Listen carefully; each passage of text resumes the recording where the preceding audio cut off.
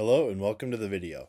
So this lesson plan is titled Proper Offensive Line Stances, and the age group it is geared towards is 9th through 12th graders in high school. So in this lesson plan, student athletes will be asked to learn how to get into a proper offensive line stance, and they will also learn the importance of proper offensive line stances, and they will gain a better understanding of the position importance with offensive lines.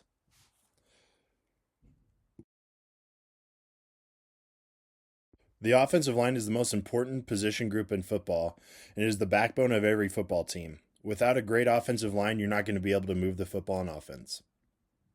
Being a great offensive lineman requires having a great stance. It's not stressed enough in football, the proper techniques of a proper stance. Technique is the most important part of playing any position in football, but especially the offensive line. Without a proper stance, you're setting yourself up for failure, as you will not be able to move defenders into the place you want them to if you're run blocking, and then in pass protection as an offensive lineman, you won't be able to protect the quarterback either. It's not stressed enough how important this is.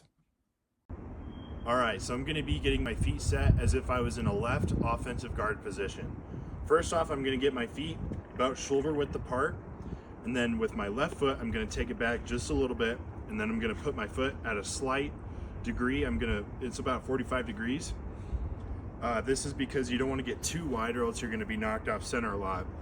And obviously if you're too narrow, you're not going to be able to get any force behind your blocks or anything. So you want to make sure it's at shoulder width, and then the foot out here, so that way you can move this leg easier instead of having to go like that.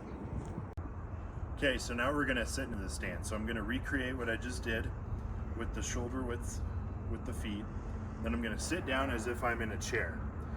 This is a good position because it's hard to be knocked off center, and you always want your eyes up too, so that way you can see what's going on. Now if I were to go too wide, as mentioned before, I'd get drove back easily. So I want to sit into the stance, and I want to keep my back flat too, like a table. Okay, now I'm going to demonstrate the final part of the stance, which is putting your hand in the dirt. So I'm going to recreate all the steps for the left offensive guard position. I'm going to sit in the chair, keeping my back flat, my eyes up. Now I'm going to put my hand in the dirt. You don't want to put too much pressure on your hand or else you'll be knocked forward. So you're going to put your hand in the dirt like this, make sure your eyes are up and your back is flat. And then same thing with the right.